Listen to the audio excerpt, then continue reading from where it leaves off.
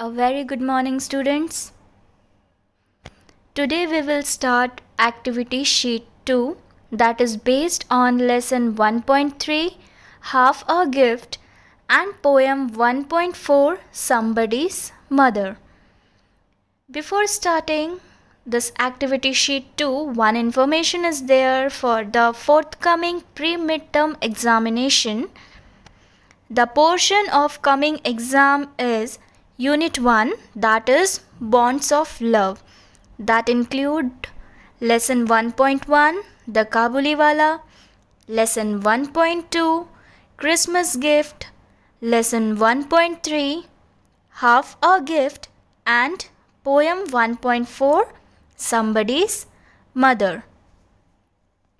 You will receive the same through PDF on Saturday, and time to time we will update you regarding pre-midterm examination. Okay, now let's start with the activity sheet 2. Here students, in activity sheet 2, first question is read these lines. Now these lines you can see over here are taken from the poem 1.4 from Somebody's Mother. Whose poet is? Do you remember the poet name? The poet name is Mary D'O'Brien. Okay, first I want to start by reading. Past the woman, so old and grey, hastened the children on their way, nor offered a helping hand to her, so meek, so timid, afraid to stir, lest the carriage wheels or the horse's feet should crowd her down in the slippery street. As we have learned in this poem that the old woman was standing near the road to cross the road, but nobody was there to help her. She was standing alone and her feet was too weak to forward her step. She was thinking that the horse's feet would run over her on that slippery road. Now, answer each question briefly. Here it is given. First question is, how did the woman look? So here, in first line, past the woman, so old and grey, you can see in the first one. So the answer will become what? The woman looked old and she had grey hair. What was the color of her hair? She had grey hair. So the answer is the woman looked old and she had grey hair.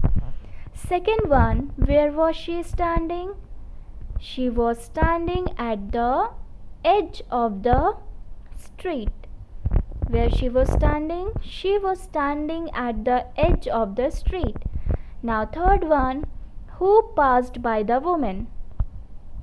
Who passed by the woman? The children passed by the woman. We have learned all this in the poem. Now fourth one, what did the children not care to do? The children did not care to help the old woman. Fifth one, how can you say that the woman was timid?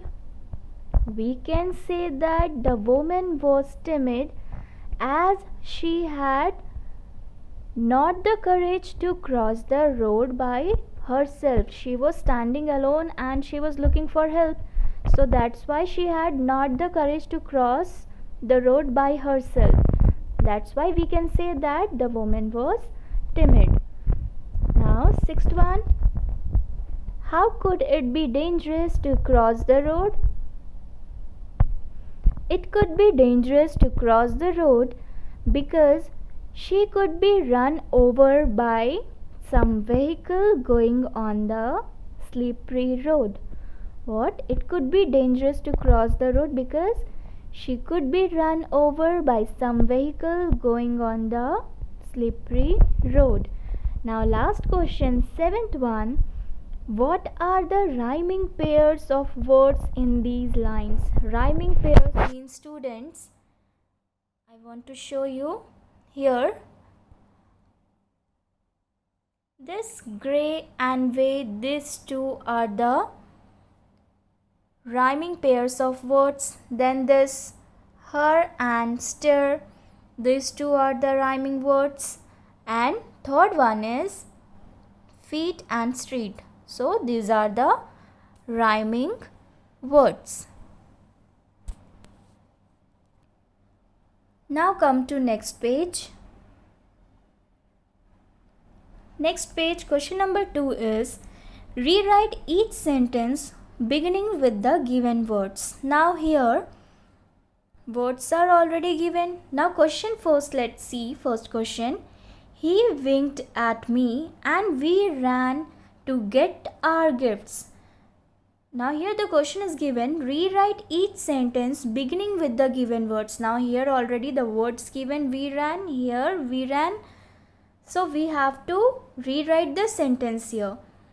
He winked at me and we ran to get out gifts. So when we will write the sentence, how will the sentence become?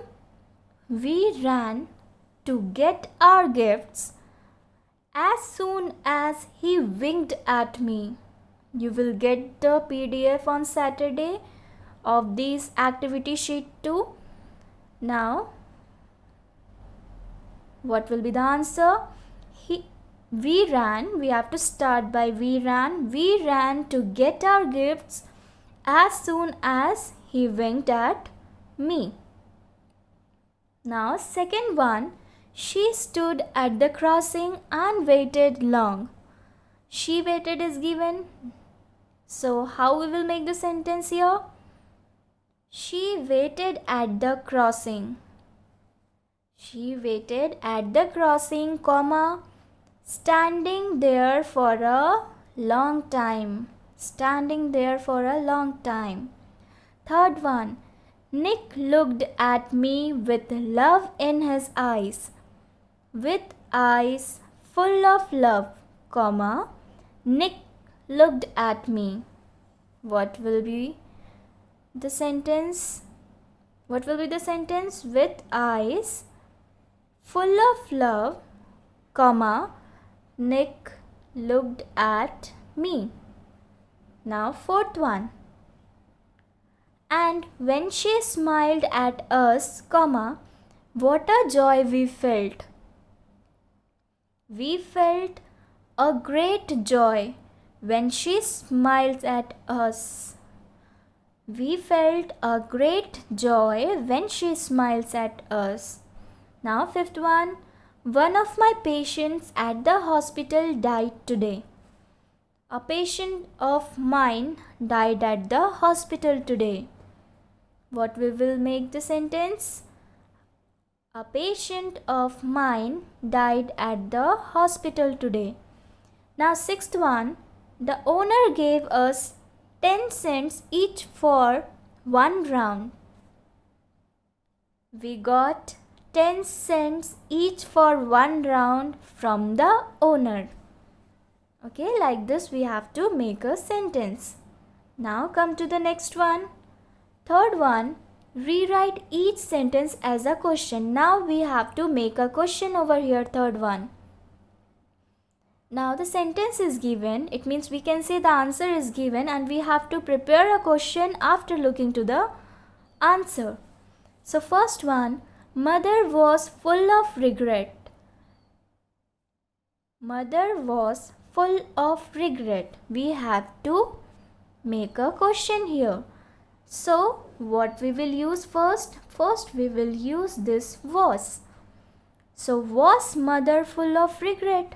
And after making, we have to put question mark. Don't forget to put the question mark after making the questions. So what it will become? Was mother full of regret? Answer is given already here that mother was full of regret. Now question number 2. He offered her a helping hand. So offered means offered here is given in past tense. So what we will use? Did. We will use did over here, and whenever we will use did, we use the first form of verb with that. So we can't use did offered. Means if we are making a question over here with did, what we use? First form of verb. So here offered is given. It means this is the third form. Ed is given. It means what we have to make? Did he offer her a helping hand? Then at last question mark. What the question will become? Did he offer her a helping hand? Now third one. It will make your mother very happy. Now here also, like here we use did, and with that did we use first form of verb. Likewise here will. So with will also we will use first form of verb. So what will be the question become? Will it make your mother very happy? At last question mark. Now fourth one. He went back to his friends again. Went. Went over here is? Went here is what? Past tense. Past tense means did, and again with did what we will use? First form, and went first form will be go. What? Go. So in place of went, what we will use for making a question? Go. So the question will become like this. Did he go back to his friends again? What? Did he go back to his friends again? Question mark. Now fifth one. The street was wet with recent snow. So like the first one, was the street wet with recent snow? What will be the question become? Was the street wet with recent snow? Now come to the next question. Page number 15. Here the fourth one. There is one mistake in each line of the passage given below. Underline the mistake and write it correctly on the given space. It means you have to underline the mistake and you have to write the correct word in the blank given. Now you have to find the error over here. First line, for the next little days. Here the error is, the mistake is little. In place of little, what you have to use? For the next few days. What it will be? For the next few days. We enjoying the game of, we not enjoying, we enjoyed the game of secrecy to mother, not to mother. With mother we enjoyed the game of secrecy. A shining look came into her faces, not faces, here it will be face. When she saw us nearing hers, when she saw us nearing hers, not, it's her. She often smiled in us, not in us, it should be at us. And then our hearts, here THEN, we are not comparing with anyone hearts. So here THEN hearts will be here, then will be here. Would dances with joy. Here not dances, here we will write dance. Now come to fifth one. Rewrite each sentence using correct marks of punctuation and capital letters wherever necessary. Here you can see the first one. I will return it to the shopkeeper, said Nick. Here nothing is given, nor full stop, inverted comma or comma, nothing is given here. So what we have to do? We have to use correct marks of punctuation here for writing this sentence. Before this, I want to show you the punctuation marks. Here are the rules where we should use the punctuation marks. Like first one, full stop is given. Full stop, where we should use full stop? At the end of a sentence. Like here, example is given. Mary rode her bike to the playground, full stop. And comma, where we should use comma? For separating items in a list. Like here it is given, I like reading books, listening to music, comma, and studying English. I like reading books, here, comma you used. And show a break in a sentence. If you want to put a break in a sentence, then also you will use comma here. Now come to question mark. When you have to use question mark? When you will ask a question to anyone. Like here example is given, where are you from? Like what is your name? If you are asking like this, it means what is your name? What you have to put at the last? At last you have to put question mark, then only the formation of sentence will complete. Now come to exclamation mark. It emphasizes a strong feeling. When you are expressing your feeling, it means you have to use exclamation mark. Like it is given, wow, today has been awesome. So here what you use? Exclamation mark. Likewise, semicolon. Where to use semicolon? Link elements of a sentence. When you want to link the two sentences, then you will use what? Semicolon. So here example is given, my daughter is a teacher. After that we used semicolon. Then my son is a doctor. Now colon. Where to use colon? Children, please notice all these punctuation marks. These are the punctuation marks, like exclamation is this one, semicolon, colon, and colon introduce a list. How to? Like you have two choices, and then here colon is there. Finish the work today or lose the contract. Now quotation mark. Next is quotation mark. Show what is said. When we should use quotation marks? When it is showed what is said. Like I worked in Italy, said Jimmy. So this sentence, I work in Italy, we have to put in quotation mark. Here you can see. Now next come to apostrophe. Apostrophe show ownership or missing letters. Here scenes, performance, here you can see apostrophe S has been used over here. So scenes performance at school has greatly improved. They are going to the movies tonight.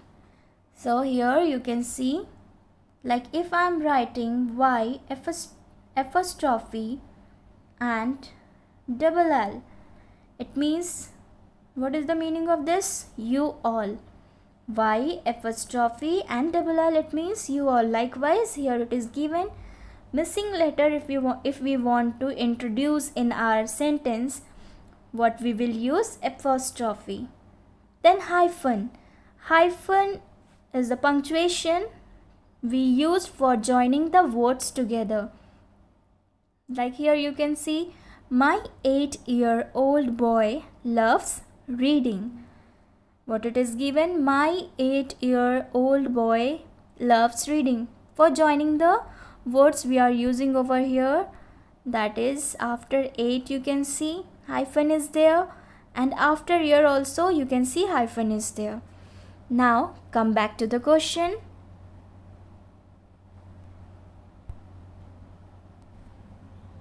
Here the first question is given, I will return it to the shopkeeper, said Nick. Here it is given that too we have to use capital letters wherever necessary. So obviously first letter, whenever we are writing a sentence, we have to start with the capital letter. And just now we read this, that we have to put this in inverted comma if we are showing this one, that anybody said this. Here we have to put inverted comma. Here it is given said Nick. Nick should be, N should be in capital letter. Here I will be in capital letter. So here first inverted comma here, and here apostrophe.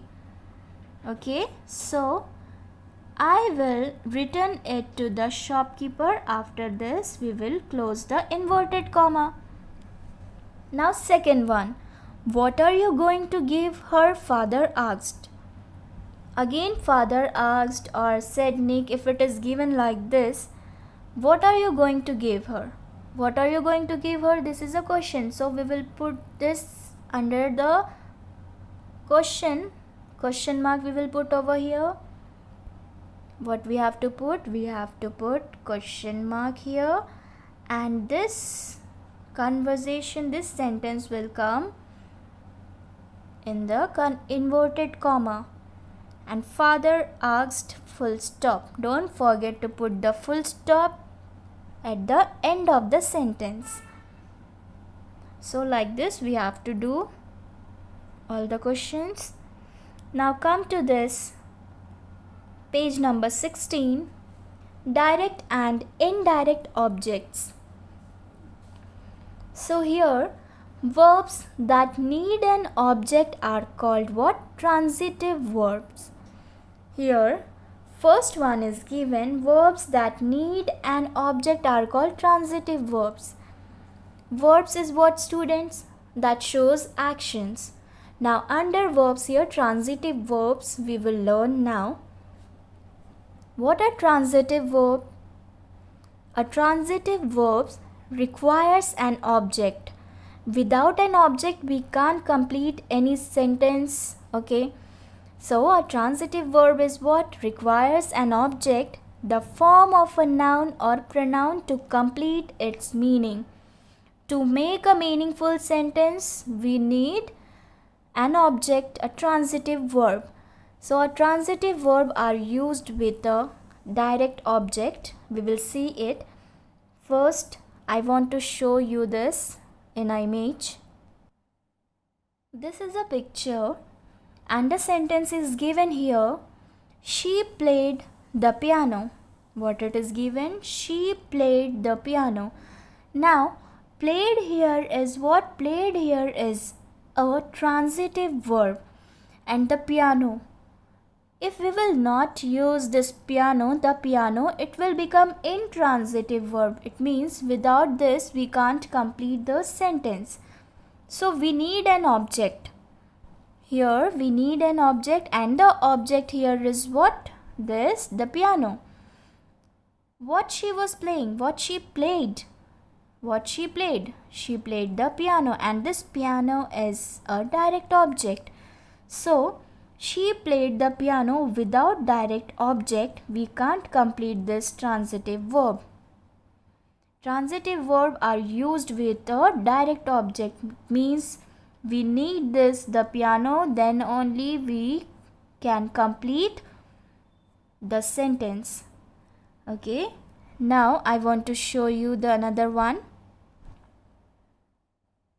Here transitive verb and intransitive verb both are given. Transitive verb, as I have explained you, that verbs are action verbs that have an object to receive that action. There should be some object to receive the action. You are baking a cookies or cake, you are baking a cake. It means here a cake is what? Cake is an object and baking is an action. So you are doing an action on an object. Here example is given, I bake some cookies. Bake is a transitive verb and cookies here is an object. Likewise, I ride the bicycle. What you are riding? The bicycle. It means the bicycle over here is a direct object, and without a direct object we can't complete the sentence of this transitive verb. I move the chair. We can't say like this, no, I move. You have to mention that what you have moved. So what you have moved? You have moved the chair. Likewise here, intransitive verbs are action verbs, but unlike transitive verbs, they don't have an object. Now here you don't need any object to complete a sentence. Simply you will say I love.